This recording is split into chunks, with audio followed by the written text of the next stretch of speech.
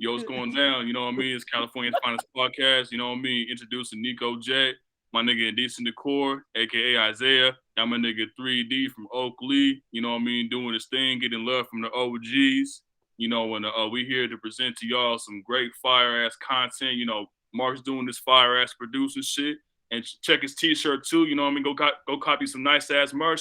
3D33 on some real shit. I got one too. I got one in black with the blue writing, so you know that shit is hella hot. You know what I mean? And let's start this motherfucking podcast. You know what I mean? To make y'all all laugh. Okay. Yeah, that's what's up right there. You already know he introduced me as 3D. And so we want to let y'all know we appreciate all y'all tuning in and, sharing Yep. out. But notice we get a lot of love lately. Everybody been cracking the fuck up saying, this how amazing, this shit is. So we love to bring it to y'all. But one topic we want to talk about today is favorite colors.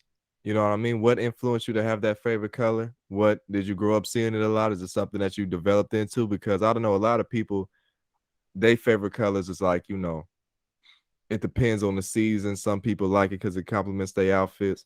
We're gonna just do this real briefly. So my favorite color is blue. Obviously, I probably see my background is blue. Everything, most of the things I do is blue. It just so happened to be like that. What about y'all? So my favorite color is black. Um, I've seen a lot of. I like darker colors, especially black, because I don't know why I like black. You know what I'm saying? That's another reason. I just like the color because I feel like it fits my skin. You know what I'm saying? As a young black man, as a young light skinned black man that apparently looks like Bruno Mars and shit. Somebody told you that you look like Bruno Mars? Yeah, some white lady today walked up to me and said, "Hey, did anybody ever tell you you look like Bruno Man, Mars?" listen, bro. Man, listen, nigga. She was trying to run game, trying to get some Bruno Mars. Exactly. And I was like, Yeah, yeah. Nigga, she trying to run game. Nigga. She wants that young meat. You know what I mean? That's what she wanted. But now my favorite color is or favorite colors are black, blue, white, red, silver, and purple. Well, And why are they my should favorite have colors? those. Because they look, huh? I said, why did they? You already was answering. Go ahead. No, but they're my favorite colors because they look hella fire on clothing. Any piece of clothing, any article of clothing. Uh, they look cool and great on designs and shit. They look great on cars. They look great on pretty much anything. You know what I mean? It looked good on me. So that's the reason why those are my favorite colors. Right. Okay. The topic. Who is somebody that people say that you look like or favor a little bit? Like famous people, celebrities, whoever. Who's somebody that people tell you, oh yeah, you look like, you know what I mean? Oh man.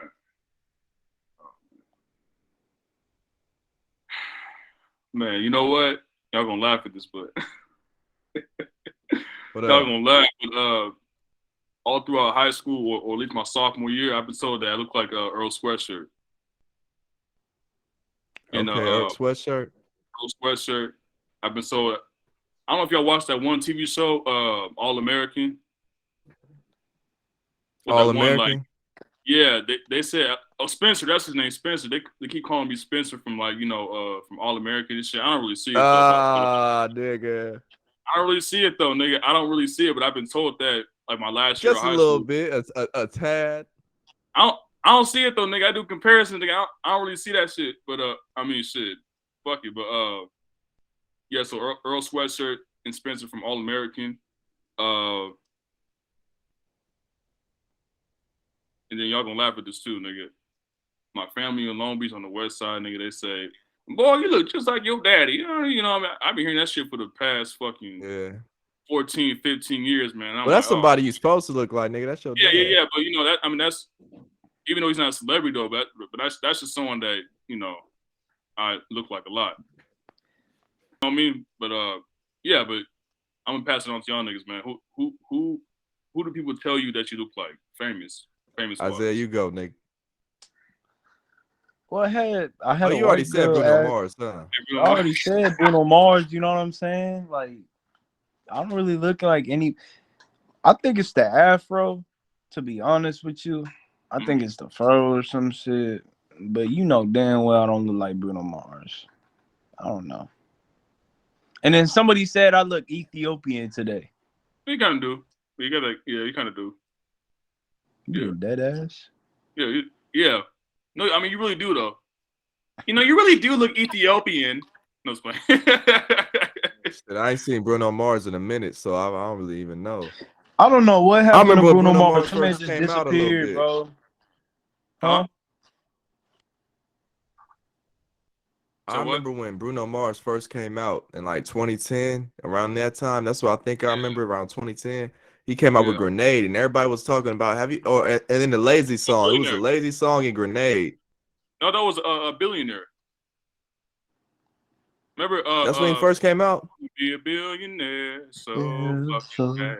Is that when he first came out? Yeah, that had to be the first song because because that's the first I think Bruno Mars song or whatnot that I heard, and then I started to get more into Bruno Mars, and it was like Grenade after that, and it was also the Lazy song.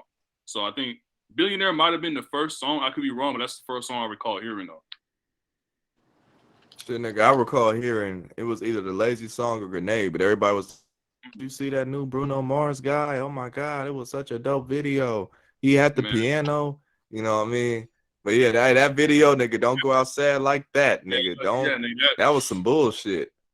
man. I You know, mean, I was only 6 years old when I seen that, but even I knew back then. I'm like, hell no, nigga, I ain't never. A bitch gonna have to, you know what I mean? oh God, nigga. Yeah. Yeah. But yeah, I'm gonna keep it real. I got like two people. Now you already said your dad. Well, I'm supposed to kind of look like mine. People tell me like, nigga, you look just like your dad. But some people at school when I was like a little younger, you know, they were like, oh nigga, you look like Tupac. Everybody said, nigga, you look Oh like yeah. Tupac. You look like Tupac. And then I'm like, okay. I ain't really see it, but you know, a lot of motherfuckers would tell me you look like Tupac. And then my mama and a few people I know be like, nigga, you look like Kobe Bryant. When you hit a certain angle, nigga, you look like Kobe Bryant. You look like Kobe Bryant, you know. No, you look like Pac, And bro. You look those like yeah, those is two that I got just growing up and being alive. Motherfucker be like, you look like Yeah. XYZ, you look like him, you know, Yeah. shit like that. Yeah, for sure. But yeah, that's like two I got right there. Okay. Um. See, I feel that for sure. Man, what is y'all gonna laugh your ass off? All right, what is if you don't mind telling, if you don't mind getting explicit and dirty, smurdy, you know what I mean? Nigga, this is a California finest motherfucking podcast. What we got to do? All right, fuck it. this nigga got a nuts on the news right now. All right, what is the dirtiest thing you ever did to a bitch? The dirtiest, nastiest you ever did to a bitch. It's okay. You really gonna ask me this too, and I'm Man, trying yes, to change my life to Christ. I'm asking you. Just because you a man of God don't mean you can't be nasty with the bitches. No, With I'm playing. the Hey, gang. I'm a man of God and the universe, nigga. And I still gonna be raw and give it to a bitch before marriage and all that. Yeah, you know what I mean. Yeah, I feel that. Can I go first? Yeah. Oh yeah, most definitely, nigga. Yeah. I done fucked the bitch in front of her parents. Oh yeah, I remember that.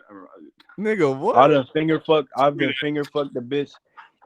I've done finger fucked the bitch in front of her dad and her friend. Did they see you finger fucking her? Like, She knew the nigga, friend knew that I was finger fucking her. What about the parents though? Did they know? Her dad knew some shit. I know her dad knew. How old was y'all? We was in 7th grade. Damn. Y'all was some young and fuckings. Both of y'all?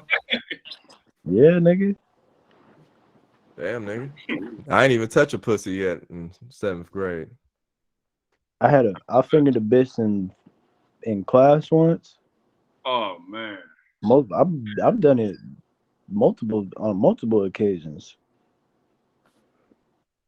Y'all think I'm lying? Nah, Look, ain't nobody think you lying. We think you're telling the truth. We just saying, I'm nigga. talking to viewers. I'm telling the viewers. Oh yeah, okay, okay. Oh, nigga, you know And they love you. if Know all the those hoes two love you. people, and those 2, 3, 4, 5 people, those bitches, if y'all watching this, you know. Suck it to me. All right, Mark, you go next. Hey, Mark, you go next. Man, look, the dirtiest thing, man. Listen, I Oh, can't. hell Listen. no. Hey, no. Hey, y'all. These niggas, they already know, nigga. Don't. Hey.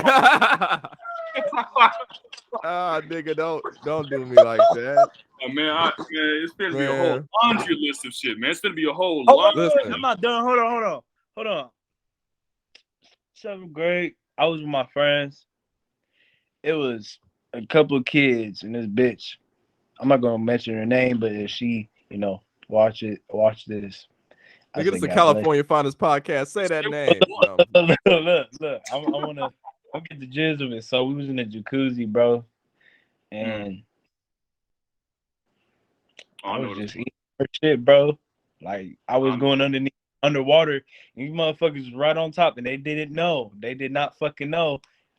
I go under, right? I'm just eating her shit. I ain't mad at that. Nigga, though. You eating a bitch pussy underwater? Yeah. Hey, that's dope. Yo, that's dope. I never thought of that. While her what about all that water in your mouth? And look, bro, this is the crazy part. These niggas, they didn't know that I was eating her out, bro. They thought I was just messing around, underwater, bro, because of bubbles and shit. I was actually eating her pussy out. I'm being dead serious. How did you come up to breathe? Nigga? Got gills, nigga? How'd you come up to breathe? I came up to breathe like a couple times, but then she used to grab my head and put me underwater. Mm-hmm. This was in 7th grade, bro. I was doing all that nasty shit before y'all. That's why you fucked up now. Yeah, I mean, I ain't mad at that, nigga. And then, who else?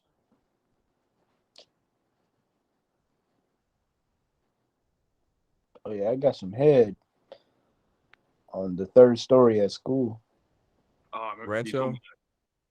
Yeah. You bust a nut, nigga, on campus?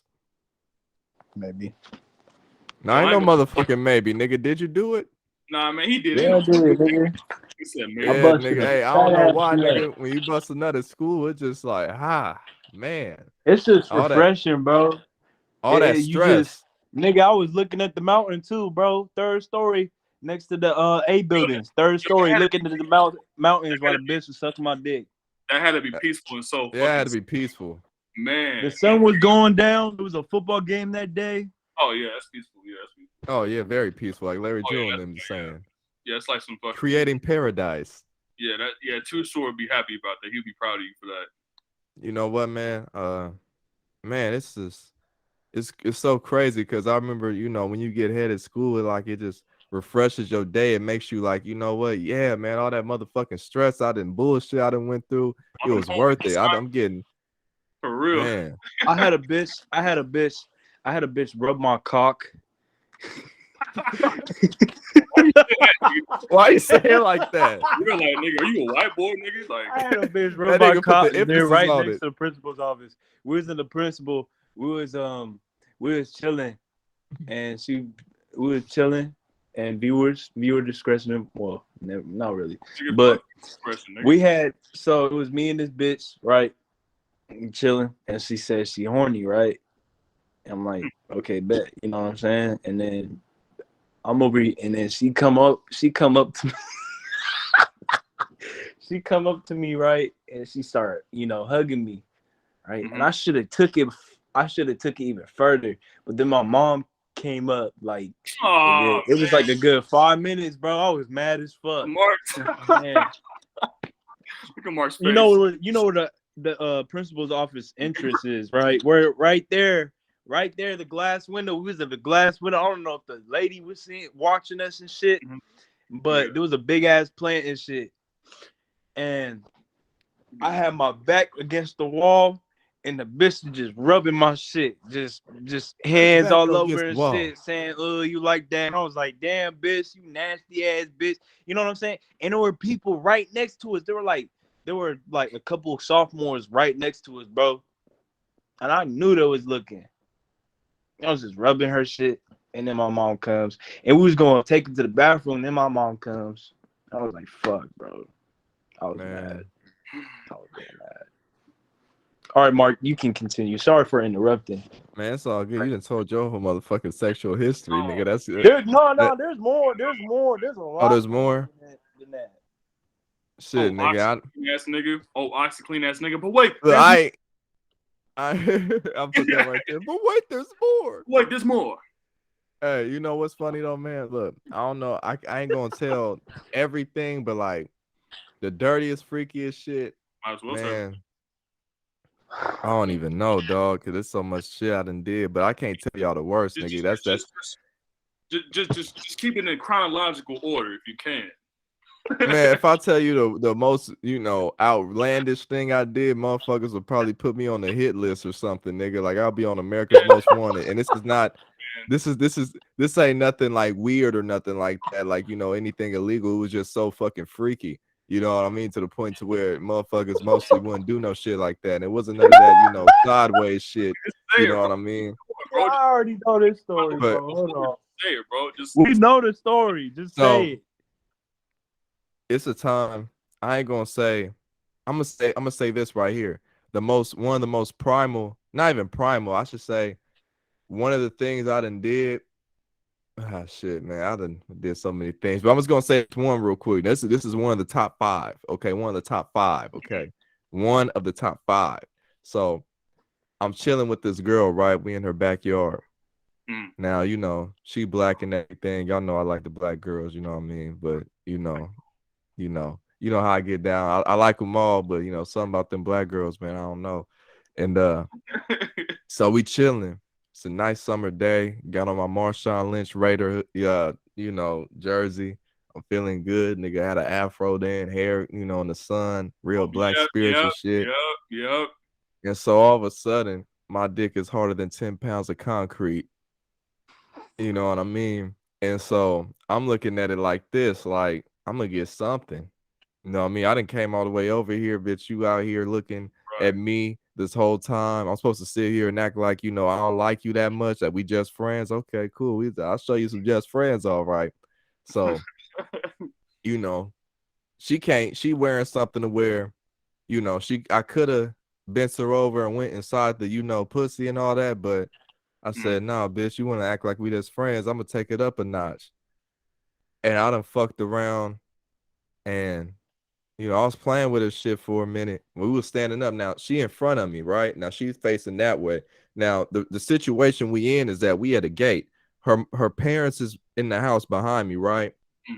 And they all in the house, probably wondering where she at. Her parents real strict and old and fucked up in the brain. So, they looking at their daughter like, huh, what's going on? What's going on? So, she acting like she walking me to my car or my mama car, to pick me up. My mama wasn't there yet. We had some time to kill. Yeah. And so cool. So and instead of waiting in the front, because if we try to do something in the front, nigga, everybody gonna see it. So we go to the back. And so now we in the back, but we ain't back there. We in like the smidge where it's kind of private. And so she looking that way, I'm looking that way. Now ain't nothing in front of us but a garage where some motherfuckers might enter. Right? Yeah. So I couldn't take her shit all the way down because if somebody come around, then they gonna see she went all the way down there to pick it up. So I just, take it down just a little bit. The asshole was available to me. I could see it, And so I say, fuck it. Yeah. This bitch want to play with me.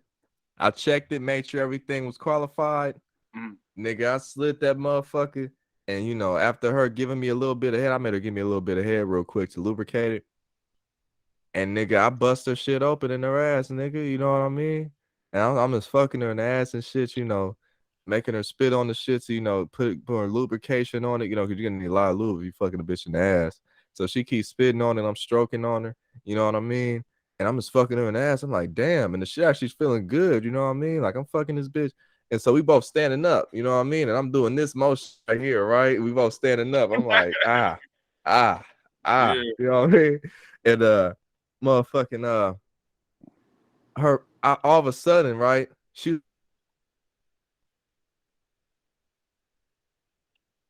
said, and I'm like, well, this feel good for me too. Shit, you know what I mean? her motherfucking parents are, you know, they strict. And so I'm looking at it like, okay, I gotta hurry this motherfucker up. I ain't finna just, you know, not bust, nigga. I'm a bust. And so, nigga, I went, and so I'm finna bust. She's like, I should get back to my parents. I'm like, nah, stay here. Stay here. I'm almost done. And nigga, I busted a fat ass, and I swear to God, that shit was leaking all out her ass and shit. Shit was leaking all down her leg. It was motherfucking gruesome. It looked like motherfucking a sperm bank just in her ass. You know what I mean? This bitch is looking like, for real, looking like a Twinkie in this motherfucker. You know what I mean? Busted open. You know what I mean? And Yeah. so all of a sudden, as soon as I bust my nut, I gotta cut that down. So, as soon as I bust my nut, I'm gonna beep that part out. Edit.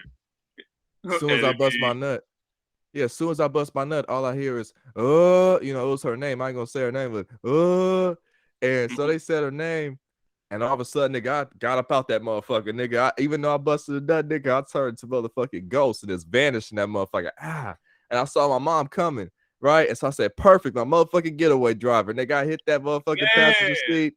I hit that passenger seat. I said, Mom, let's go to McDonald's. Go. Wow. And nigga, we went to McDonald's and I ordered a gang of food. My mom was like, nigga, why you was coming to the car like that? That's how I'll tell you when you get older. So, mama, I know you watch all the podcasts. You know I love you. You know, that's what was happening that day. You know, when I got that fat ass pineapple mango smoothie and all the motherfucking, Yeah. you know, how to get that Big Mac. Not Big Mac, quarter pounder, 2 of them. It's 20-piece nuggets, you know, fat nigga shit. Damn, nigga, the fuck you was grubbing after fucking. Huh? I had to because I ain't eat all day and I busted a fat one. You gotta look at it from my point of view. Yeah. Yeah, that's one of the freakiest things I ever did, nigga. I busted all up in her ass, nigga. And after that, bitch want me to fuck her in the ass all the time. She like, yeah, take it out, put it in both. I'm like, damn. Damn, nigga. Shit. Put my thumb in her ass and shit all the time, you know what I mean? I ain't gonna blame you. Yeah, but anyway, that's one of the freakiest things I done did. Ryan, yeah, don't get us banned off air, nigga, but go.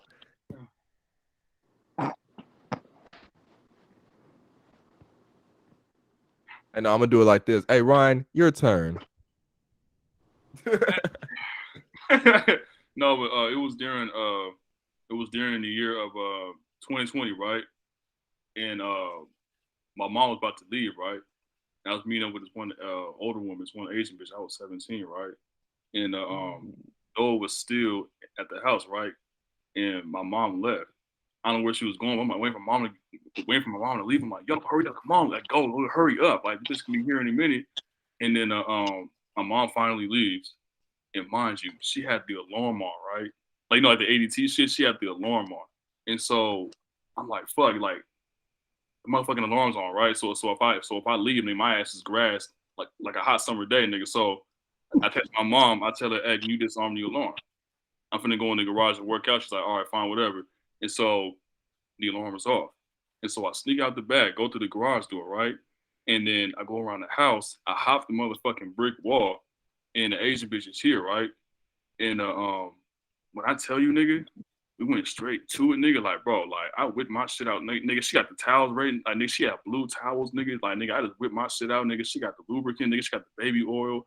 Started stroking my shit, nigga. And like, nigga, when I tell you, I came so many motherfucking times, nigga, listen, I don't give a fuck, nigga. Whoever's watching this, nigga, she gave me a foot job, nigga. I busted so many gooey Louis, nigga, like Stewie, nigga. I busted so many fucking nuts. Like, God, bro. Like, nigga, she grabbed my dick and she put it in between her toes and shit, nigga. She was just going crazy bananas, nigga. Like, bro, it was like some fucking freaky shit. I swear on my life, nigga. I swear to God up and down, nigga. She did some nasty shit to a nigga. She was spitting on a nigga and she was just doing all, like, she was just kicking my balls and shit, you know what I mean? Playing with my balls and juggling them and whatnot. Man, she was just on some aggressive, nasty shit and I loved it. And I don't regret 1 minute of it, man. She gave me a mean ass foot job and whatnot, just some nasty, freaky shit to a nigga. I busted so many lows, nigga. Nigga, and she told me, oh my God, I just got my car cleaned. I'm like, well, shit, I cleaned it again. She had blue towels ready for a nigga. And I was like one of the greatest moments of my life. I was 17 in 2020, my nigga. During the peak of the pandemic, nigga. I gave her a peak of my pandemic, nigga, for real. hey. It wasn't freaky things. It was do some freaky things. head to her car and do some freaky motherfucking things.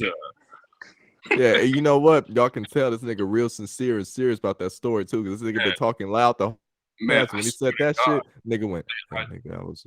I swear to God, like nigga, and if this Asian bitch, this Asian woman watches this shit right now, nigga, oh my God, I want another one of those foot jobs. The next time, give me whatever job and shit, nigga. I need to be employed. Oh, you know what I mean?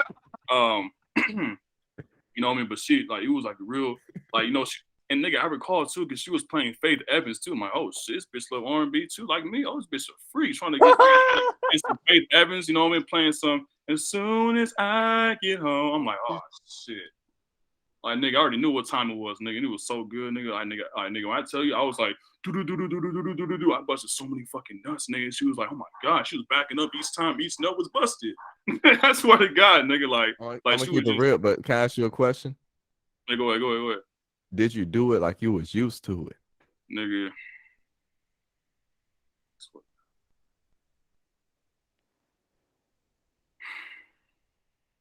Yeah. I swear to God I did. And then and then when I whipped it out, like before I started busting, nigga, like I whipped it out and she, you know, baby oiled my shit, right? She's like, are you a virgin? I'm like, no. And she's like, I figured. And I'm like, damn, bitch, like you asked me this type of question. You know I got a big ass dick. She know how I'm working. You know what I mean? You know how I'm working, and soon you will be jerking. You know what I mean? That's how that went down. I bullshit you not. It was a great story. And you know, I plan on seeing her again, you know, real soon, especially when I'm famous with y'all niggas, man. You know, and for future reference, nigga, when it comes to the tour bus, nigga, I'm gonna need that shit for at least 12 hours, nigga. It's gonna be me and her and Jill Scotty and you know who else, man. So it's gonna be occupied for, you know, for half a day. You know Nigga, what I you just mean? need your own tour bus then, nigga. Me and Isaiah, we gonna have our tour bus, and you got your Nut, tour them bus, nut, probably aka the fuck nut all bus. over the fucking walls and shit. For real, like all Nut over the all over the windows and fucking shit. couch and shit. Fucking For holes and real. shit. I Oh come in God, that like motherfucker, I'll be like, you nasty motherfucker. I ain't real, even gonna even go in your shit, nigga. I ain't even gonna go in I'll be there. scared in the motherfucker. Probably dead bodies in your fucking closet. All these sex toys. Probably got a sex dungeon and shit. In Fucking a chains on the bed. nigga, A like fucking whip. Bitch, nigga probably using yeah. it.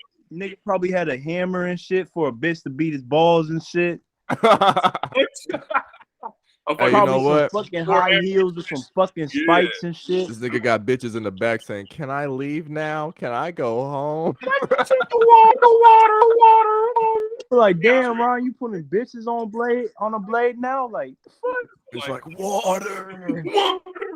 I'm thirsty. You know what I mean? But listen I though. remember that SpongeBob episode when that nigga want that water. Got bitches like that. Oh God. Somebody called Pastor Chuck, recorded Hellraiser, fucking Jill Scott in the back of the tour bus. Is Exactly. me and 3D smoking Dutchess, feeling like Big L punching these punchlines, giving niggas concussions. Exactly, nigga. And that's Exactly on the like new that. mixtape that he'll have. New mixtape. But But no, yeah, Hellraiser, fucking let's Jill Scott in transition. the back of We the tour fucking bus. up the airways. We Wait, before we transition, I want to say one thing though for future reference though. So, you know, with all that being said, right, in terms of me doing all that nasty shit, just expect me to be 3 hours late to our shows and our events. Motherfucker. that's why ain't nobody gonna want to see you, nigga. Like every time this nigga come perform, he always late, clothes fucked up, looking like he just did some freaky things. Freaky things. No, go ahead though. Nigga come on the stage with a fucking what's it called? Fuck. Nigga come out with the stage with a white t-shirt and it's all fucking stained out. Got bitch Don't nut y'all used all to over the hate that? place. I'm gonna Nigga, keep be For vulnerable real. right now, nigga. Remember when you be fucking a bitch and then you get through with, especially when you wearing a nice white shirt like me right here, you know, 3D. Yeah, but when you be fucking a bitch, and especially when you got like a white or black shirt or any shirt really, and some of that residue or whatever it is, a do gets on your motherfucking shirt. Oh my god, nigga! I used to carry a water bottle. Me and a few bitches, we be fucking around right to school, and she'll swallow the nut and a little bit kind of shoot out her mouth, or maybe I'm fucking her from the back, or like Ply say the bike, I'm fucking her from the bike, and some shit, you know what I mean, get on you, and you be like, man, you know what I mean, I gotta walk around school with this shit, you know what I mean, try to wipe it off a little bit, start bringing some baby wipes, said fuck that. Man. But yeah, what you gonna call it? We got a question of the day from what you call it, my nigga and relative. I believe he my cousin. I'm not sure. You know what I mean? I hate to be mistaken on these things. My fault. But think either uncle, cousin, or something like that. My nigga name on Instagram is Cash Blue, otherwise known in the family as Pooh Bear. And my nigga asked us, he said, what is your recording process like? You know what I mean? And how do you come up with the shit? And like what's your what's your get down when it comes to the recording? And I'm gonna look at the actual question so I don't have to paraphrase, but that was his main question. So I'm gonna pass it to my nigga Ryan. What's your process like? Also, my process, when I'm about to record a song, what I do is that I open FL Studio. I go to options, go to input, then I go to I drag my beat in the FL Studio, and then I go to the mixer, choose whatever channel I want to record in. Then I go to Edison and start fucking recording. Uh, and before I start recording, I want to sit down with the beat for at least 10 to 15 minutes to get a feel for it and get a vibe for it. And I'll automatically jump in. And as far as like punching in and punching out or whatnot, I don't really do that. I'll just like I make sure I'll have enough breath for a certain verse, and then when it comes to the hook, I'll take a break and then do the hook, and then the whole process will repeat. So it's kind of simple. It's not too complex or too hard. Okay, what about you, Indecent? Shit, I just go all in. To be honest with you, open up FL Studio. Um, Sometimes I have problems. You know, I'll re-listen to it because I got Lisp, and I'll try and correct that shit. Um, I'll usually hit it in like 20 to maybe 50 takes. You know what I'm saying? And I'll save that shit and put that shit in my hard drive. My writing though, my pen game, I like to take my time. You know, I like to take time and perfect it. You know what I'm saying? Like whatever I think about, think of a bar, I'll put it down. You know what I'm saying? Like it take for me, because I'm going through a lot of shit right now. Like I got a lot of shit going on um, with my mind mentally. I'm trying to get my mental health right, but once my mind's fully open, I really think about some dope shit. Maybe an alliteration, triple entendre, double. I'm And trying not to to cut learn. you off right now, but the question was, what's your favorite process of creating a song? So I just want to put that out there. If y'all already said your favorite process and keep going, that's your answer. Oh yeah, But just yeah. and my favorite is just going, all out on that shit. You know what I'm saying? You know, just spitting it out. You know, that's what the fuck I like. You know. I'm still trying to figure everything out, but it's fun overall. It's fun as hell. Just be dope and creative. As long as you dope creative with your shit, you can do anything, you know. Um, but yeah, like if y'all really want to get into this shit, you can have a lot of fun, women, man or woman. You know what I'm saying? It's yes, it's a lot of work. I'm just now starting this shit. We're all starting it.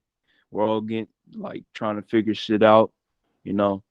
Um, but yeah, it's fucking incredible, you know. Get getting to hear yourself, you know, and see what you can do and what you can fucking create is endless. The endless creativity you can do with your voice, your vocals, us as human beings, and hearing all these different types of sounds, different types of frequencies and shit.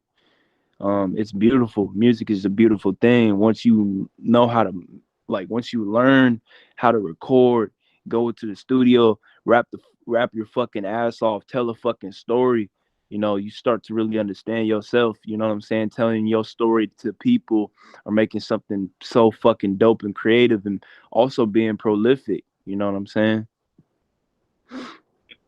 And also Being recall, Yeah. prolific with your craft. I recall But also not cutting you off though, not to drag it, but also when you first start recording, you may or may not hate your voice. But when I started recording, even as Mark, I fucking hated my voice.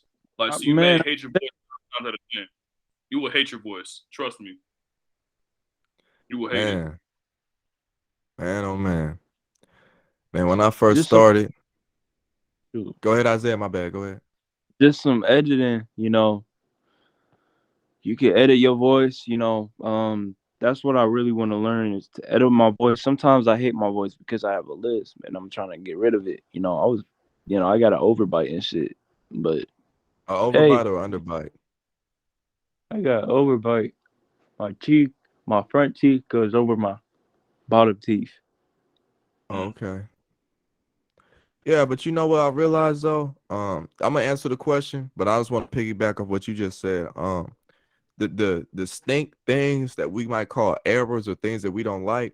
I hate to sound corny, but sometimes those right there be the things right that make us sound like us, make us sound unique. You know what I mean? Like your overbite or your lisp. That might be something like that Corday, YBN or what was YBN Corday, but I Yeah, think cool. it's just Corday now. Um, Mm-hmm. he has a list, and like that's one of his things. Like when he come on, and Biggie sounding like an overweight nigga on the microphone, sounding like he can't breathe hardly. That's one of his things, Big being slow pun. with the rhyming. Big Pun, G Perico has a high pitched voice. Yeah, shit like that. You know what I mean? And so that's one of the things. A lot of people, when I first heard G Perico, I went to the comments and I heard motherfuckers saying he whining on the beat. Nobody trying to hear a motherfucking skinny ass nigga, little nigga whining on the beat and acting hard. But G Perico, one of my favorite artists. You know what I mean? Um, so I'm saying like all these little things, because I'm gonna keep it real. I got problems. Shit. When I can't say certain words, like I don't know if I'm tongue tied or I got a lazy tongue, but like sometimes when I was trying to rap, I go, but yeah, you know what I mean? And then you might hear some of my songs, you might think that nigga didn't say that whole word. He said a little bit of that word. But I learned to not give a fuck. If I'm gonna fuck up a word, I'm gonna fuck up a word because that's just how I naturally talk. You know what I mean? Nigga, Mm. I'm gonna have, that's what makes me me. And so The one thing, multi. yeah, and you know what's funny? When I first started rapping, I hated my voice a little bit because I thought I sounded weird. And my voice has changed a lot. I started to like my voice when I first started rapping eventually. You record enough, you start to like it. Like, okay, nigga, I don't give a fuck what it is, nigga. This is me. And I love hearing myself expressed on this beat or anything. But then my voice Right. started changing, and my voice is still changing. Sometimes you might hear me on here and be like, damn, that nigga sound different. Yeah, because we very young. Your voice gonna always change when you this age. Even when you get older, the older you get, your voice gonna change. They say, and this ain't being music theoretical or nothing, but they say the human voice is the least, is out of all the instruments, is the most inconsistent because it's always changing. Your voice might be cool this day on this end, and then your voice might change a little bit the next day, or earlier in the day your voice might be different, and then later in the day it's different. You know, um, one thing I'll say, man, my voice has changed a whole lot, and I learned to get comfortable with it again. It got a lot deeper. Like when y'all first hear my shit, it sounds more nasally, it sounds more kiddish like. But then you might hear something later and be like, okay, this nigga voice and changed, got a little wider or something. I used to kind of sound, like that. I don't know how to do my old voice again, but it's a little more higher than what it is now. I think now it sounds more fuller than compared to back then. But yeah, not to stray away from the question, my fault. Um, one thing I must say, when I be recording, my favorite process is like this. So I always try to find a beat first. A lot of people like writing. Like when I was in school and I'm in situations that I don't want to be in, like held captive or something, I'll motherfucking be writing. And I write my right hand. So I'll be writing my rhymes, in my head, and then I'll find the beat, and I'll just have the rhymes. But now, since I got the time to sit down and like the beat, and experiment more, I'll be like, yeah, I'm gonna find the beat first, or I'm gonna, try to make the beat because I actually produce now too. So I'll be like, I'm gonna try to make this, you know, and what you call it? Yeah, so I'll find the beat first, and then I'll get to writing. And when I write, it's kind of hard because I like people tell me I should be a battle rapper, like Isaiah told me. I said, nigga, you should start battle rapping because you got a lot of punchlines and shit in your shit. And I don't do that on purpose. They naturally just happen. But I'll write a 16. Right. A 16, if y'all don't know music terms, 16 is 16 bars. You know what I mean? So that's one line, one times 16. One rap line, one rap line, one rap line, and one rap line. You do 4 bars 4 times. That's a 16. And yeah, I just write my 16 and then I fucked up. I do the hook first. So the hardest part, I get all the hard shit out the way first. That's how I like recording and all that. I get the hardest shit out the way first. So when it's time to have fun, I can have fun. The hook is coming up with a hook is the hardest thing to do. Finding a beat that you like is the hardest thing to do, and then the hook for the beat that you like is the hardest thing to do. And then you do your 2 verses.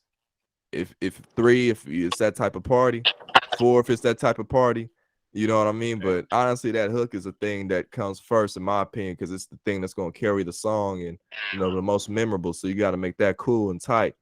And then I get my verses done, and then it's recording time. And so then if I record it that same day, I like recording the same day, but sometimes I might just have my recording day on this week. Like, okay, this weekend I'm record these 2 songs. You know what I mean? That type of shit. And so yeah, I'll record my hook first, and then I'll record my verses, then do my ad libs, and then it's a rap like that, and then it's the rest is mixing. But yeah, that's my process. You know what I mean? Like that. And I use the same exact mic right here to record too, so that's why it might sound familiar.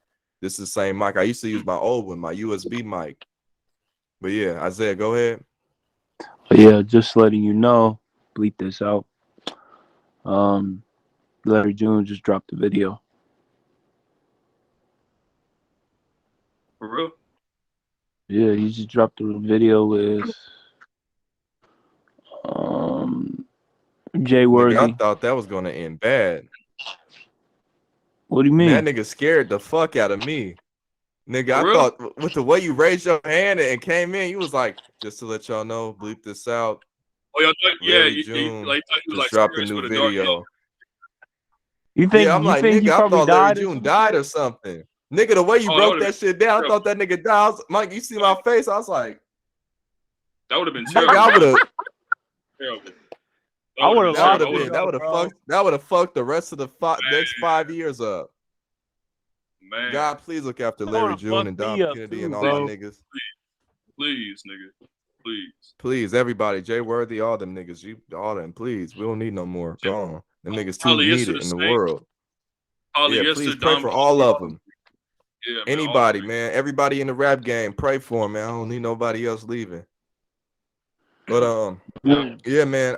As I was saying though, this is a sidebar. Now I know I'll be using all these type of terms and shit like that, but I want to say this: if you're a rapper or if you plan to make music, when I was first coming out, I motherfucking neglected a lot of it. You know, I want to make beats, but I don't want to learn play piano. I don't want to learn no instruments. When I first started rapping, I don't need to know how to write a verse. I don't need to know no song structure. I don't need to know how to count no bars. That held me back.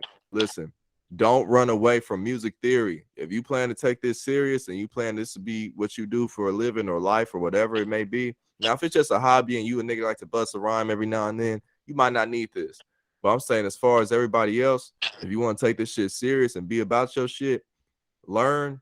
And now I understand when you hear music theory, you're like, nigga, I don't need to know that, and that's white people shit. Look, when you listen to music, all this shit's music theory, dog. And the more you understand what you're doing, the further you're gonna be able to go, and the more sense shit's gonna be able to make. Like, for example, not all music theory is, complex. Like, I'm saying you gotta be Miles Davis with the shit, but just like, for example, learning how to count bars on a beat. Look, 1, 2, 3, 4. 1, 2, 3, 2. You know what I mean? That right there is me counting 2 bars right there. You know what I mean? A 4 count. A 4 count is 1, 2, 3, 4. Naturally, as a human, we nod our head to the beat. You know what I mean? So, when you use that right there, you have a personal metronome in your brain at all times. So when you count 1, 2, 3, 4, that's music theory right there. I was counting 1 bar. Now a lot of people, they try to scare you into buying their course. Oh, learn music theory right now, one day. Yeah. They're gonna try to hype it up like music theory. Oh my God, it takes years and years to master and learn. Anything takes years to master, but just to learn a few things that's gonna help you out, it's real simple. 1, 2, 3, 4. That's a part of music theory. That's not all music theory is. That's just one of the more simpler things. But yeah, if you're a doctor or something, you're gonna learn how to operate your equipment. You're gonna learn about the human body. You're gonna learn about, stethoscopes and medicine and shit. And also, you're gonna go to school for all that shit. So same thing with, a lot of people get the misconception that, you know, rappers don't know nothing. It's so easy. When you take this shit serious, it's not that easy. You know, if we counted every little kid that got a fucking doctor playset as a Christmas gift when they were 5 and counted them as a doctor, we'll have a whole lot of failed doctors and niggas that don't know what the fuck they talking about. We'll be like, man, that doctor whack as hell. You know what I mean? But since, and a lot of people give it up, so you're gonna be like, yeah, man, a lot of people failed being a doctor. If we counted every little boy that got a doctor stethoscope, play scat, lab coat, we'll be like, yeah, man, them niggas, they failed. This ain't good being a doctor. Low bar of entry. You know what I mean? But if we gotta look at rappers and count the ones that actually take the shit serious. Everybody looks at every fucking 12-year-old or 5-year-old that got a microphone for Christmas and count them as a rapper. Nigga done stole FL Studio at 13, and all of a sudden we count them as a music producer, a rapper. You know what I mean? But if we counted every little boy that got a stethoscope as a little boy, and 5 years old, we have a lot of failed doctors too. So we got to set the bar. Like, okay, this person dropped 5 albums or 5 pieces of work. This is how it works for somebody that puts this much quality and time in their craft, and networks with these artists the right way. This is what you can get when you hustle like them and build your career like them. Same as a doctor, you go to school for the shit. So that's all I'm saying. If we gonna look at here, we gotta look at here too. You know what I mean? We can't just look at, oh, okay, you went to school and was a doctor, you know what I mean? And then we're gonna look at rappers and say, oh yeah, it's easy to be a rapper. 10-year-old beat it on the desk and rapping. He's a rapper.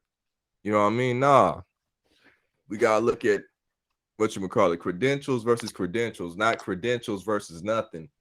You know what I mean? And say, oh, this is easy. So I think that's a misconception. You gotta know what you're doing, just like that doctor know what they're doing. So that's why I think rappers, everybody, if you want to get in music and you want to take it serious, learn what the fuck you're doing and what you're talking about, because it's only gonna help you. It ain't gonna hurt you. You're gonna love yourself. I love the fact that I sat down one day and said, man, I'm gonna learn what I'm doing. Best thing I ever did. Now I'm not the greatest of all time yet right now, but nigga, trust me.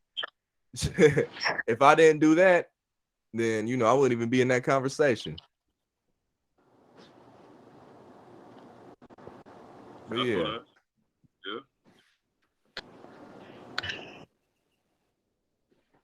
Yep. Next topic. Yeah. Let's see. You got one?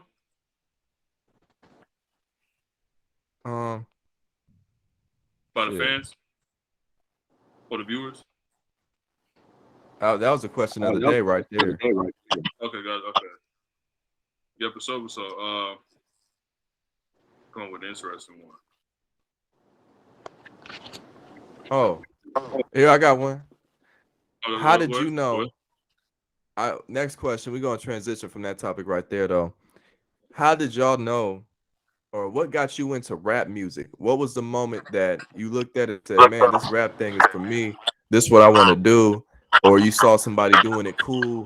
Like, what was the first time that y'all said, "Man, this shit dope right here. I got a shot at this. This is something I can do." Go ahead, Isaiah. To be honest, when I started rapping, I was actually like in a dark place when I started writing. This was I want to say my sophomore year, and this was when I was doing therapy, and I really didn't start listening to. Well, I've been around hip hop. Like I didn't really start listening to rap until like 8th grade because my parents were really strict, and every time I was with my sister, she would play Kanye, she played Drake and all that other shit. You know what I'm Yep, saying? my nigga. And um, when I really didn't, and actually, I didn't really start getting into rap until I started hanging out with my cousin a lot more. You know what I'm saying? My cousin Cameron, and he used to play all that. He used to play RJ, YG, Slim 400, all those other niggas. You know what I'm saying? And then that's when I started listening to rap, and I was listening to that shit when when I had my phone, when I went to a field trip. I got my first, touchscreen phone. I had an Android, and I would play that in the bus. You know what I'm saying?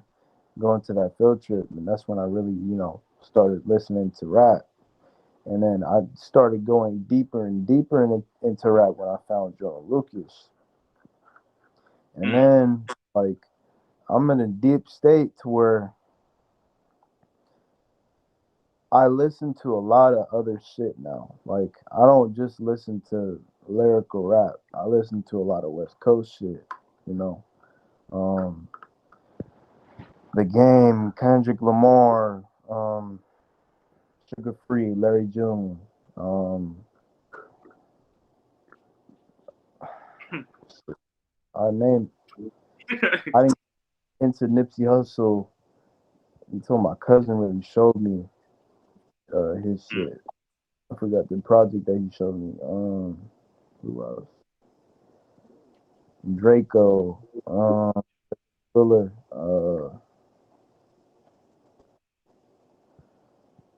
I got into Greedo, O3 Greedo. And then and then Ryan got me into Big L. I didn't start listening to Big Pun. Really didn't start listening to Big Pun my sophomore year. Um, there's so many people that I've listened to already.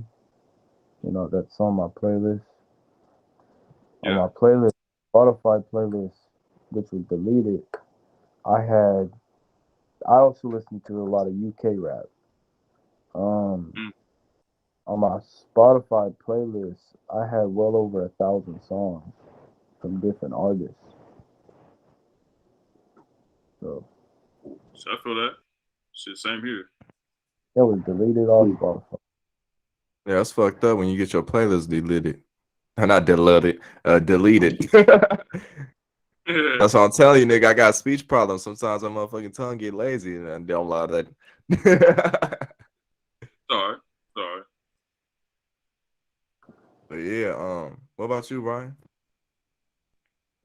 What What was got your me into rap? moment? What was your moment in life to when this rap stuff I can really do this, or you was inspired to, or what got you into it, that type of shit? That Oh you ain't got to yeah. answer pinpoint, but like that type of feel. Yeah, so it started with I believe it was J. Cole and Kendrick Lamar that inspired the fuck out of me to rap. And in 2015, right, I was hella fucking inspired. I was like what 12 in 2015, 12 or 13. No, I was 12 about to be 13. And then it was me and my dad and Noah and my older brother Jabri. Uh we went to go see the Straight Outta Compton movie and seeing the legendary status of them, right? Seeing the legacy and seeing the lane that they paved, and inspired me to rap to where they were just so fucking rebellious to where it's like they didn't give a fuck about the rules, the laws, the regulations. They didn't care about the circumstances. Like nigga, they wanted to speak up for what was right, and it's still considered legendary to this day. And then also being told growing up that I can't rap or am I supposed to, or why are you doing that? That just kept me going forward with it. Being told what I can and cannot do was one of the greatest things that was ever told to me. And being made fun of for wanting to do it and being told that I can't make it doing it. And then the person that really inspired me to just also be weird, like I've always, been myself growing up was Tyler the Creator, because he a weird ass motherfucker. For real, like, Tyler the Creator is one of those weird, crazy, unorthodox motherfuckers that I love to death. Like he's just so unapologetically, you know, himself. You know what I mean? Like he's just a crazy motherfucker, and I love it. And he just, he could say all types of off the wall, snapping niggas neck type shit. He's just a dope ass nigga. That's why I related to him so much. And yeah, rap has just always been the thing that inspired me, like producers. Jay Dilla, inspired me. Ninth Wonder, Noah 40, Battle Cat, DJ Quick, for sure, Kanye West, Timbaland, you know, all of them producers and whatnot inspired me to fucking rap. Cause nigga, I'm not in rap for the money. Fuck the money, nigga. I want to do shit for the world and the culture and just to love fucking rap. So that's what got me into rap. Right. Oh man, that's real hip hop appreciation right there, man. One of the things I must say, it's a real long story, but I know it's a California Finest podcast, and I want to tell y'all all. But to wrap it up, it's hard for me to pinpoint which exact moment in my life said, "Man, rap, this is it." Because when I was a little boy, my mom would always tell me when that Snoop Dogg "Drop It Like It's Hot" came out, I'll be the first little nigga on the TV, and I'll be seeing it, and I'll go to the video, and I'll be in my little underwear or diaper or whatever the fuck, and I'll be standing up looking at it going, you know what I mean? And she say, ever since then, she said, you always be dancing to some music. You'll like every time that video came on, you get up and start dancing, looking at it. I'm like, yeah. So when I look at it now, I'm like, yeah, I've been hearing this song all my life. But right. When he fucked with Pharrell, he was, man, them niggas, Pharrell. Sidebar, there was a point in history, in music history, where Pharrell and Chad Hugo was responsible for over 60% of every hit. Them niggas was fucking the charts up. Running shit, man. Them niggas defined the sound at one point. Like and also sidebar, not cutting you off on niggas, but niggas don't know that Pharrell had produced for LL Cool J, of course Snoop Dogg, and Khalees too. I don't know if y'all niggas know who Khalees is, but Khalees, all her production was made by Pharrell. Man. And also her album Wonderland. Noah told me this. My brother Noah told me that her album Wonderland. That album was only dropped in the UK and not in America because the label saw it as something that had no direction. But that album was supposed to be the future of pop music. So the label didn't even believe in what the fuck her vision was. And so that caused a dispute between Khalees and Chad Hugo and Pharrell, and had Khalees thinking that, oh, well, fuck it, nigga, right? But no, it's a bad record deal or a bad, label. So that's what happened. And the album didn't get dropped in the U.S. until like maybe 2015 or maybe 2019, even though the album dropped in 2001. So, little sidebar. Yeah, I feel you. But what you call it? So that was one. My mama tell me that I used to fuck with that heavy, but it was a point in my life when I'll say from like 10 years old, no, like 9 years old to 12 years old, where I can recall listening to only oldies. And I think not even 10, I'll probably say like from 7 to 8, from 7 to 12, because like I used to listen to shit like James Brown, the Spinners, motherfucking the Stylistics, you know what I mean, Bootsy Collins and shit. I used to listen to like Jimi Hendrix. I already said this before, but like I like Chuck Berry a lot, you know what I mean? Chuck Berry, listen to a lot of Motown, listen to a lot of blues, you know what I mean? I listen to a lot of older shit, B.B. King, shit like that. And I would just listen to all this old music. Little Richard, I love Little Richard. To this day, I play the shit out of some Little Richard. You know what I mean? And so I'll be listening to all this old music, Kool and the Gang and them, all them. And it was to a point to where I was 12 one day and I had the PlayStation 3, and I remember I told you about West Side Connection on the PS3. Motherfucking, it was this nigga with these grills all in his mouth, right? This 2016, mind you. I'm 12 years old. Just started working out. Nigga, it's this nigga with these gold grills in his mouth, had fucking cross tattooed on his forehead, teardrops, grills all in his mouth. And so I was younger then, and I was ignorant, and I said, who the fuck is this nigga, acting like these other rappers? Rap was something in the back of my mind. It wasn't to the front. You know what I mean? It was just something in the back of my mind. I had all the old shit right here ready to go, but in the back of my mind, rap was there. You know what I mean? And so I knew I liked rap music. I didn't play it really at all. I was listening to older shit. And then motherfucking, I clicked on the video, and this motherfucking, I'm like, nigga, this shit is hard. You know what I mean? It blew my mind. And the artist it was Kevin Gates. Really, really. You know what I mean? And 2 phones. I'm like, man, it was 2 phones and really, really. So, I'm looking at like, man, I'll never judge nobody again. You know what I mean? Because I listened to his interviews and I'm like, man, this nigga's sharp. He remind me a lot of myself. You know what I mean? And so I'm like, man, I never gonna judge nobody off my glance at him again in life because that just changed me. And then I listened to this other nigga, and it's like, I'm your pusher man. I'm your pusher man. Pill, no, pill, something. So it was, I forgot how it go, but it had Childish Gambino on there, and motherfucking it was Chance the Rapper song Pusher Man. You know what I mean? And I listened to Chance the Rapper. I got to him, and I'm listening to all his shit. I'm like, man, this nigga hard than a motherfucker. You know what I mean? He had acid rap in 10 Day. I fell in love right there, man. So I just started listening to rap music. I went on a East Coast frenzy. I'm listening to Nas, Big L, Big Pun. I'm listening to everybody, man. So, that right there sparks my love for rap music. And then what made me realize I can do it is I was 14 years old and I had a motherfucking friend. His name Tariq. I think he go by A6M Reek now, or A6M Tariq, or Lil Reek. I forgot. It's one of them. It's my nigga right there. He came to my house with his brother and a few homies, and we all got on the mic. Now I did not know how to produce that good, but niggas just knew I had something, so they came over to my spot and we arranged it like that. Motherfucking, we recorded and my nigga did deep cover remix. He was rapping. He was fuck the police coming straight from the Ag Town. Nigga, something gonna check in my bag now. You know what I mean? And that nigga, I remember them 2 bars. That nigga killed that shit. I ain't gonna lie. I think that nigga was one of the best rappers I knew at that time of my life. Pretty much that nigga right there. We all was recording one day. He said, man, I want you to hop on this shit. And so I'm looking at it like, damn, these niggas trying to include me on the track. Say, you get on this shit. And it was a Mike Sherm asshole beat, right? I remember y'all remember that. You know what I mean? They said, nigga, we want you to get on here. And so I wrote down some bars real quick.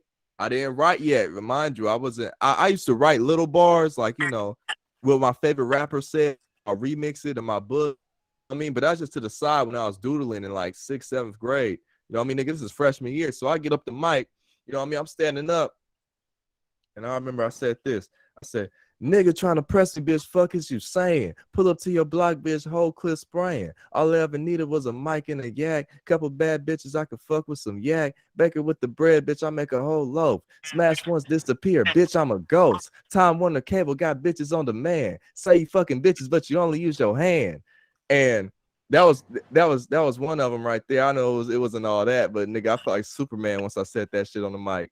And I was just writing shit, and we were just writing songs and writing bars. And that nigga told me, he said, man, look, that nigga looked at me dead in my face. He said, man, look, I think he was 14 or 15 then too. He looked at me and said, my nigga, you'll be a real raw dope ass nigga if you'd have sat down one day and took this shit serious. If you'd have said, man, you gonna rap, you know what I mean? You'll be a raw ass nigga. And I remember that. Like, you know what? And one day when I was 15, I said, fuck it, nigga, I'm gonna take this serious. And around when I was 15, I started loving all that, other type of rap, that West Coast rap and shit like that. Got real into that. So, just I know it's a long-winded story, but that's how I knew, like, yeah, nigga, I can really do this. You know what I mean? And it's been history since. Legendary ass story. Yeah. But the first time I ever recorded something was with my uncle. Oh, really? Yeah, it was me and my uncle, and he told me to hop on. He helped me write a couple bars, just for fun. I had a hard time thinking this shit. You know what I'm saying? So I was just like, hey, like, because I don't want to, because in the song, I didn't want to say nothing dirty and then how my parents think about shit. You know what I'm saying? Think about something dirty. So he helped me write the verse, and it was a clean cut verse. There wasn't no curse.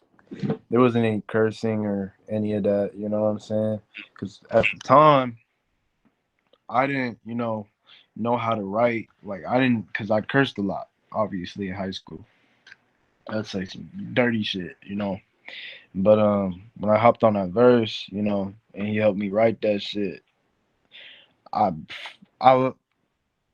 when I listened to it, I wasn't really fucking with it because it was my first time, and plus I was nervous as shit, you know. But now, like, whenever I record, now I know now I'm fucking raw with it. Like, it just comes easily like this, you know what I'm saying? Like, Ron, Mark, y'all even heard me, you know, during that day when I spit that, you know, that verse that I wrote. Remember that day when I was Yeah. flowing Yeah, the fuck out of that shit? yeah, You know what I'm man, saying? So, nigga, hey, Martin, nigga. Now, I, now for the go ahead, go ahead. nah, keep talking. I was gonna say, right quick for the viewers though, nigga. Like Mark, remember the all over the seas, nigga? That shit went crazy the first night, huh? Watch out All for over me. I'll be all over the seas. Yeah. told me some was bad shit, man. That shit, that nigga like me and Mark felt like motherfucking like motherfucking Drake and Noah 40 or motherfucking Freddie Gibbs and Madlib or Alchemist, nigga. That shit was like the way he put that shit together, Man. and then I sung the ad libs too, like because after the song or the verses were recorded and the hook was done, Mark said, "Nigga, record some ad libs and send them through," and so I did it. And I sent the motherfuckers through, and he just arranged that shit so perfectly, nigga. And I was like, "Oh my god, nigga, that shit was like so smooth." And that was like one of the first songs that I recorded and was actually confident in because before that, I hated my voice. I did so many fucking takes. Me and Mark were just fucking irritated at that point. We wanted to crash our systems and shit, toss our shit against the fucking brick wall, and just fucking obliterate our shit. And I kept, no, I swear to God, and it's like I kept realizing that before, like I was sounding like Jay-Z for some reason, and Mark can even attest to this shit too. I was sounding like Jay-Z in my head for some reason, but I don't know. It was a weird time, but luckily, I figured that shit out, and I'm not, breaking shit or smashing shit. But I have put holes in walls from being angry at studio sessions at home, and being real. That's when you really dedicated. Put motherfucking Man, holes. look, I ain't never put no hole in the wall, you know what I mean? But I will say, nigga, I got mad one day because I recorded like 3 songs one day, and then I woke up Oh the next morning ready to hear it. Like, I got my breakfast in me and everything. I done had a good workout. I'm vibrating high and shit. I go and I sit down with my laptop. All right, man, I'm gonna review my highlights. What I did yesterday. Okay, cool. Let me play that. All of a sudden, no data found. I'm looking at all my oh, motherfucking vocal takes. I'm like, it's just a red line saying this is what you don't have. You don't have that. Don't have that. I'm like, man, that fucking broke my heart because I killed them 3 tracks that day too. I was spitting, I was sweating, nigga, working like a fucking slave. But you know what? It's all to the game though. It's all experience. You gonna have some times where you're like, man, fuck this shit, but it's all worth it in the end. But really is. yeah, Really this is. nigga right here was sounding like Jay-Z at first though too. His vocal style. It was just different and crazy seeing the before and after to where it's like right now I don't sound like him as much as I more so sound like myself. But starting out though, like even though I wasn't, I still am a huge fan of Jay Z, and I was back then. But it's like I wasn't listening to Jay Z at the time, but I just sounded like Jay Z. I was coming off as Jay Z and whatnot, and I thought that was cool, but whatnot. But I was trying to kind of transition from that. And yes, the recording process is fucking irritating. You can even see it with the most famous rappers in the world. Like, man, niggas have broken equipment, smashed shit, niggas have banged on shit, niggas don't walk out of recording sessions and shit. So I can feel their pain, nigga. Like, so if you a nigga that wants to take this shit serious, keep in mind that you will be fucking frustrated. You will be angry on your way to success, and that's okay. That's how it's supposed to be. When you're passionate about something, you become angry. Yeah. So Yeah. Some niggas don't comprehend that, but it's all right. But you know what? You mhm. know, we've been rolling for some time now. And I just want to say, if you ever supported any of us in any way, whether it was financially, emotionally, sharing our shit, whatever it may be, that we fuck with you, we love you, you know what I mean? And this has been another episode of California's motherfucking finest podcast on a. Yeah. Oh, yeah. Also, final remarks. Final remarks. Anything you all want to say to the viewers? I fucked up. Y'all go ahead. Y'all say what y'all want to say to the viewers, and we'll fade it out.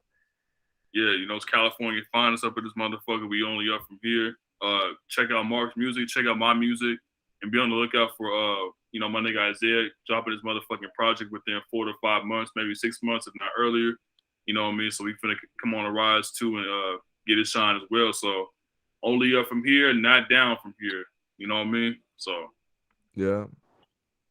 Isaiah, anything you want to say to the people? No, not really. You know what I'm saying? We all, thank y'all for watching the podcast. Really appreciate it. You know what I'm saying? We're doing numbers. We doing good. You know what I'm saying? Doing organic. You know what I'm saying? It's always staying organic, staying free, trying to find that financial freedom. And hope y'all is doing the same thing as well. You know what I'm saying? But yeah, that's all I have to say. You know what I'm saying? Right. and All right. to all our male viewers, fuck a bad bitch. And if the bad bitch got some pretty toes, suck those motherfuckers. I don't give a fuck what nigga say. Hey, hold on. No, I'm playing. Fuck. Hey, if you get Fuck. I don't give a fuck. Hey, if you get down like that, hey, nigga, by all means, enjoy your bitch. But you know what? Yeah, Me the type of nigga, I'm gonna say this. Fuck a bad bitch, get rich. Don't give a fuck what nobody say, because guess what? When you speak from a place of purity, you don't gotta watch what you say. You know what I mean, nigga? We all speak from places of greatness. You know what I mean? Ain't no negative bullshit. whatever we want to say, nigga. And if I say, nigga, you have my approval, nigga. If a bitch got a nice ass pedicure, nigga, you better fucking suck those motherfuckers. Cause best believe when I'm famous and the bitch got pretty ass motherfucking feet, I'm going to fucking suck the fuck out of them, nigga. I don't give a fuck. I'm a nasty ass nigga, and I do not give a fuck at all. You know what I mean? I love who I am. A weird, sick, twisted motherfucker. And if you don't like me, nigga, you don't like real niggas, and that means you probably aren't one. So. I feel that. And also fuck a bitch deep in her. You know what? That second back door back there, you know what I mean? And don't pull out, nigga. Let that bitch catch that one. You know what I mean? You pitching, she catching. You know what I mean? But yeah, this been another episode. We love y'all. And I already did the outro, but fuck it. We're gonna do it again. That's been another episode of California's finest motherfucking podcast on a Suck it to me. In a real way. What's going on, fellas?